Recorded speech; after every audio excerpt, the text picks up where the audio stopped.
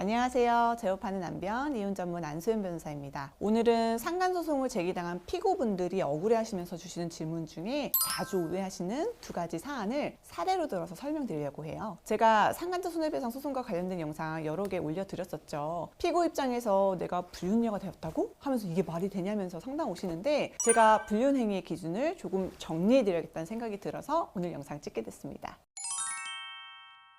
우선 첫 번째 사연인데요. 이 여성분은 직장 동료였대요. 유부남인 걸 알고 있었고 종종 모임에서 술도 마시고 밥도 먹으면서 친해졌어요. 알고 지낸 지는 오래됐는데 그 당시 남편으로부터 별거하면서 이혼을 준비 중이라는 이야기를 들은 거죠. 그러다가 어쩌다 관계를 가지고 약 반년 정도 만났고요. 1년이 지나서 그 남자가 재결합을 하고 이 사실을 한 아내가 그 여성분에게 불륜녀라고 소송을 한다고 하는 거예요. 이런 경우 그 여성분은 불륜녀가 될까요? 자, 이 사안에서 문제가 되는 건 사연자가 만난 사람이 아직 이혼을 안 한 상태였다는 거죠. 별거 중에 이혼을 준비 중이었다고 하셨는데 아직 이혼소장을 법원에 접수하지 않았던 상황이라면 아직은 부부간 정조 의무를 지켜야 할 책임이 있는 거라서 이 시기에 만났다면 부부간 정조 의무를 저버린 행위에 가담한 불법 행위자가 되는 겁니다. 다만 이미 한참 전에 10년도 더 넘게 별거해서 파탄이는 부부라거나 아내가 남편을 상대로 이혼소송을 제기해서 이혼소송이 진행 중인 때에는 상간자 손해배상 책임은 지지 않아도 될 수 있어요. 사연에서처럼 별거 중인 상황이었다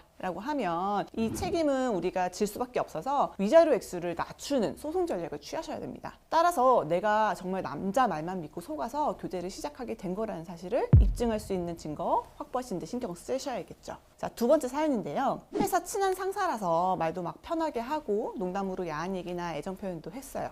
근데 이 여성분이 이게 평상시 편한 사람들과 하는 언행이라서 크게 생각을 하지 않았던 거죠. 문자도 주고받고 전화도 하고 아침에는 모닝콜도 하고 이렇게 자주 연락을 주고받은 사이였는데 장난으로 자기가 보고 싶어 라는 문자도 주고받았던 거예요. 근데 그 이상의 스킨십이나 잠자리 같은 건 절대 없었고요. 근데 이 상사의 와이프가 이 여성분의 문자 메시지를 보고 불륜녀로 신고한다고 연락이 온 거예요. 성관계나 스킨십이 없어도 불륜녀가 되는지 이걸 물어보셨는데요. 이 사안은 사실상 오피스 와이프의 전형적인 사안입니다. 나는 직장 동료로서 조금 더 친밀하게 지낸 거고 나의 의도에 원고의 배우자와 불륜으로 발전한 마음이 정말 1도 없었다라고 항변하시겠죠. 보통 직장인들에게 동기의 존재는 큰 힘을 발휘하죠. 막 힘들 때 커피 한 잔 같이 하면서 서로 고민도 나누고 업무를 도와줄 수 있다면 도와주기도 하고요. 어디 이뿐일까요? 퇴근 후에 막 술 한 잔 같이 기울이다 보면 직장 상사에게 받은 스트레스를 한 번에 날려버릴 수도 있어요. 근데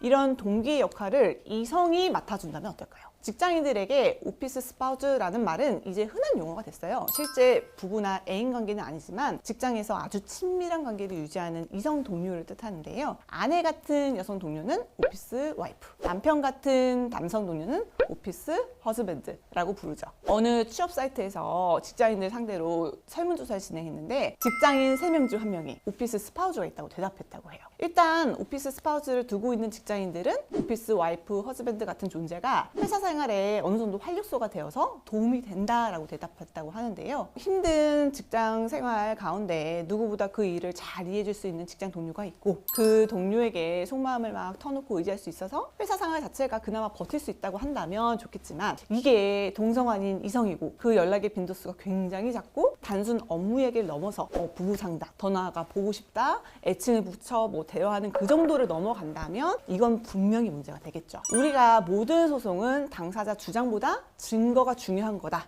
이거 다 잘 아실 텐데요. 만약 내가 어떤 선을 넘어서 오피스 허즈밴드에게 야한 말이나 애정 표현을 했다. 이건 실질적으로 난 말뿐이다 라고 해도 나온 증거로는 애정 표현으로 보일 수 있다는 거예요. 따라서 법원으로 가는 경우에는 불륜으로 인정될 수도 있다는 겁니다. 제가 이전 영상에서 부정행위는 반드시 성관계가 전제하지 않는다 라는 말씀 드렸었죠. 성적 행위보다 더 넓은 개념이라고 생각하시면 되는 거고요. 그래서 단순히 출근 잘했어요, 오늘 많이 피곤하지 이 정도 대화 말고 아까 제가 말씀드렸던 것처럼 사랑해, 보고 싶다 이런 얘기가 들어갔다고 하면 단순한 직장 동료라고 아무리 항변을 해도 손해배상 책임은 지게 되는 겁니다. 따라서 사연 속 여성분은 손해배상 책임이 인정되고요. 위자료도 지급해야 될 수도 있습니다. 그리고 직장 동료 간 불륜 행위는 손해배상 소송 말고 회사에 알리는 등의 조치가 뒤따를 수도 있어요. 회사 인사팀에서 해당 사안의 인지를 딱 하면 불륜 행위가 인정되는지 안 되는지보다 일단 이슈화가 돼서 징계 절차까지 진행될 수도 있겠죠. 따라서 당사자 간의 소송 전 화해를 시도해 보시는 게 현실적인 대안이 될 수도 있어요. 실무적으로 불륜 행위에 대한 외부의 고발이나 신고가 들어온 경우에 회사에서 사직을 종용하거나 불이익을 가하는 행위 등이 일어나기도 하니까요. 자, 오늘은 상간자가 될 수도 있는 행동 2가지 사연을 통해서 알아봤는데요. 갑자기 상간자 소송 진행될 거다라는 이야기를 들었다면 인터넷에 떠도는 이야기에만 휘둘리지 마시고 바로 이혼 전문 변호사 상담 받아보셔야 합니다. 언제든지 주저하지 마시고 전화 주시면 제가 친절하게 상담해 드릴게요. 오늘 영상이 유익하셨다면 구독과 좋아요 부탁드리겠습니다. 다음에도 도움되는 주제로 찾아뵙겠습니다. 끝까지 시청해 주셔서 감사합니다.